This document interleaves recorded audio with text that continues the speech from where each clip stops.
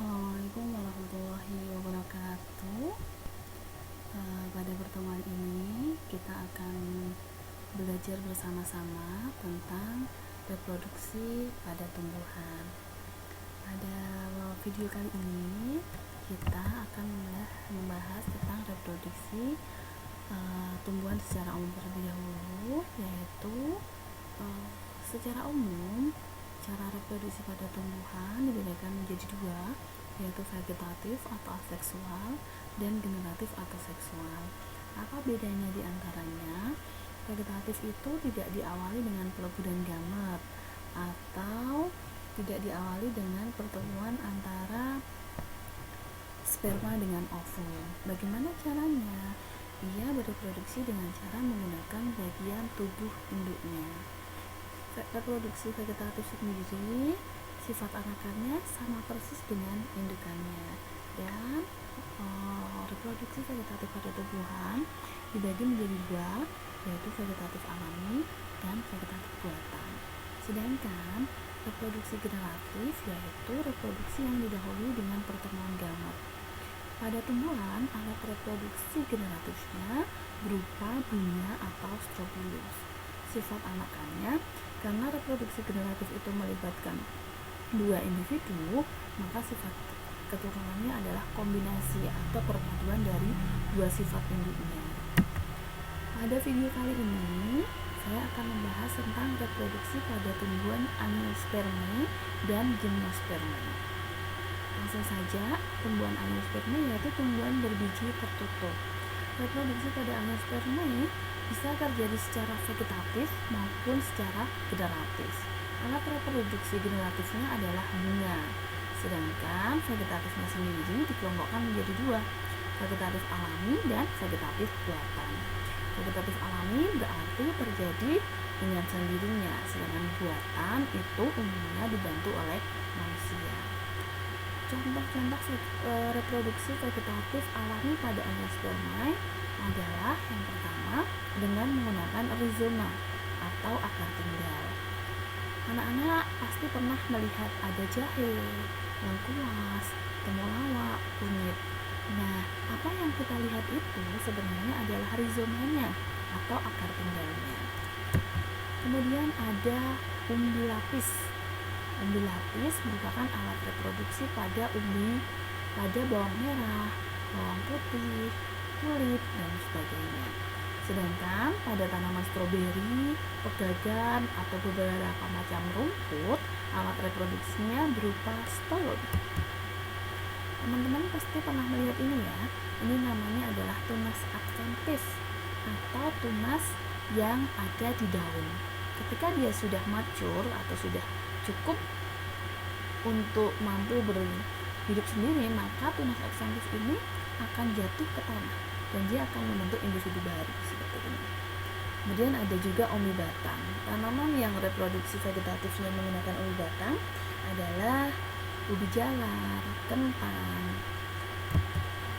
Selanjutnya kita akan membahas tentang vegetatif buatan. Setidaknya ada 5 cara vegetatif buatan, yaitu ada pencangkok. Pencangkok adalah dengan cara menghilangkan jaringan pada batang. Jaringan apa saja yang dihilangkan? Ada epidermis, korteks, dan floem. Silemnya disisakan. Kenapa?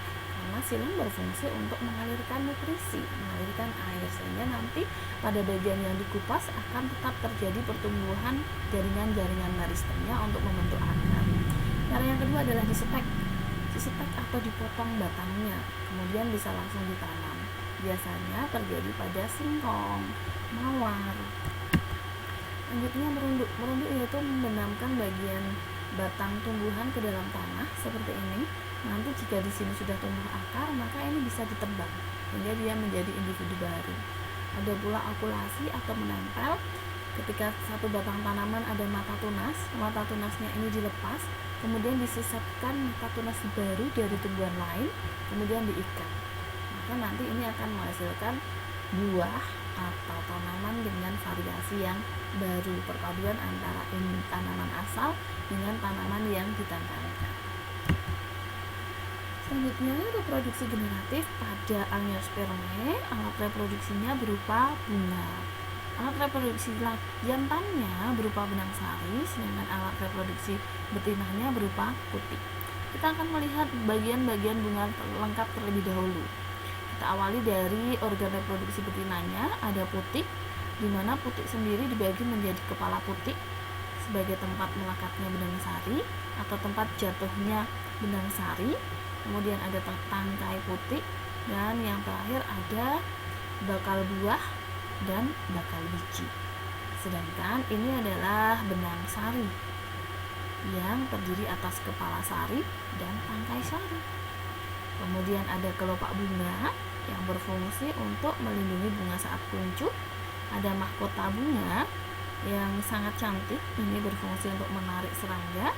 Kemudian ada tangkai bunga, merupakan tempat melekatnya bunga.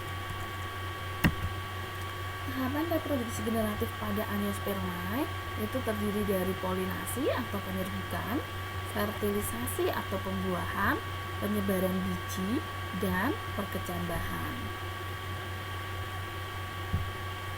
Polinasi atau penyerbukan merupakan proses menempelnya serbuk sari ke kepala putik. Polinasi ini dibedakan atau dikelompokkan berdasarkan perantaranya dan berdasarkan asal serbuk sarinya. Kita akan melihat macam-macam penyerbukan berdasarkan jenis perantara. Ada anemogami, yaitu polinasi yang dibantu oleh angin. Bagaimana ciri bunganya? Bunga kecil, ringan, banyak, dan tidak menghasilkan nekstar. Kemudian ada entomogami, yaitu penyerbukan dengan bantuan serangga, ditandai dengan bunganya sangat menarik, serbuk sari lengket, dan menghasilkan nektar. Yang ketiga ada ornitogami, yaitu penyerbukan yang dibantu oleh burung. Jadi bunganya umumnya bunga berbentuk terumpet, warnanya merah cerah, kemudian menghasilkan nekstar yang banyak. Contohnya adalah ini, kayak Salapinea pulcherrima atau tumbuhan merak. Yang keempat chiropterogami atau polinasi yang dibantu oleh kelelawar. Ciri khasnya adalah bunganya mekar di malam hari dan mahkotanya sangat besar. Contohnya apa? Ada kaktus, Wijaya kusuma. Dan yang kelima adalah anthropogami. Anthropogami merupakan tumbuhan yang penyerbukannya dibantu oleh manusia. Kenapa? Karena umumnya bunga berumah dua, pohon jantan sendiri, pohon betina sendiri. Oleh karena itu penyerbukannya secara alami sulit terjadi. Tanaman apa saja umumnya? Ada anggrek, salak, semangka, vanili. Nah, selanjutnya macam-macam penyerbukan berdasarkan asal serbuk sari. Ada penyerbukan sendiri, yaitu ketika serbuk sari berasal dari satu bunga. Ada penyerbukan tetangga, ketika serbuk sari berasal dari bunga yang lain, tetapi masih satu tanaman. Dan ada penyerbukan silang, yaitu ketika serbuk sari berasal dari bunga tanaman lain, tapi sejenis. Dan penyerbukan bastar atau hibridogami, yaitu ketika benang sari berasal dari tanaman lain sejenis tapi beda variasi. Contohnya mawar putih ke mawar merah. Selanjutnya ada pembuahan atau fertilisasi. Pada Angiospermae terjadi fertilisasi ganda atau pembuahan ganda. Seperti apakah itu?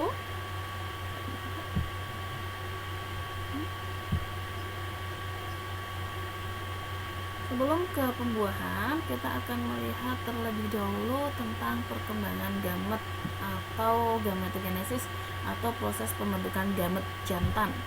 Kita lihat ini ada kepala sari.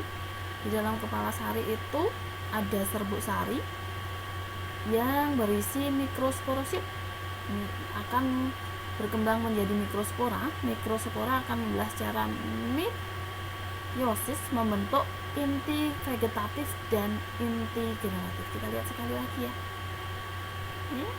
Sporanium, mikrosporosit menjadi mikrospora. Mikrospora akan menjadi inti generatif dan inti vegetatif. Sedangkan kita lihat pembentukan gamet betina, pada awalnya ada satu sel telur, kemudian membelah secara meiosis menghasilkan 4 sel haploid, 3 sel terdegenerasi dan 1 sel menjadi megaspora. Selanjutnya, megaspora membelah secara mitosis menghasilkan 8 sel baru. Apa saja? Ada 3 sel antipoda, nukleus polar, 1 sel telur, dan 2 sel sinergit. Lalu seperti apa proses pembuahannya? Kita akan melihat di sini. Ketika benang sari jatuh di kepala putih, maka benang sari akan membelah menjadi 2, menjadi inti generatif dan inti vegetatif. Inti vegetatif berfungsi untuk menunjukkan jalannya sampai di sini. Di tengah perjalanannya, inti generatif membelah menjadi 2, inti generatif 1 dan inti generatif 2. Inti generatif 1 akan membuahi ovum membentuk zigot, sedangkan inti generatif 2 akan membuahi inti kandung lembaga sekunder dan membentuk endosperma atau bakal buah. Oke teman-teman, ini ya bisa dilihat lebih jelasnya di sini. 3 sel antipoda, 2 sel inti kandung lembaga sekunder, 1 ovum dan 2 sel sinergit. Ini inti generatif, ini inti vegetatif. Inti vegetatif menunjukkan jalan, inti generatif 1 membuahi ovum membentuk zigot, inti generatif 2 membuahi inti kandung lembaga sekunder membentuk bakal buah. Karena terjadi 2 kali pembuahan, maka disebut dengan fertilisasi ganda. Selanjutnya ada penyebaran biji. Proses penyebaran biji dapat terjadi secara alami maupun dengan bantuan manusia. Anemokori berarti dibantu oleh angin, hidrokori dibantu oleh air, zookori dibantu oleh hewan, dan antropokori dibantu oleh manusia. Perkecambahan. Kalau teman-teman melihat ada biji jagung, biji kacang hijau yang sering dijual, itu kenapa mereka tidak tumbuh? Karena mereka masih berada dalam masa dormansi, yaitu pada saat biji mengalami masa istirahat panjang. Dormansi selesai ketika biji berkecambah membentuk individu baru. Bagaimana proses perkecambahannya? Yaitu diawali dari proses imbibisi, masuknya air ke dalam biji.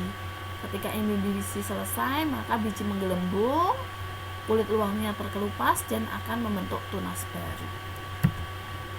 Selanjutnya ada metagenesis tumbuhan Angiospermae, diawali dari tumbuhan dewasa, tumbuhan betina menghasilkan ovum, tumbuhan jantan menghasilkan benang sari atau kepala sari. Ketika ovum dan kepala sari bertemu membentuk zigot.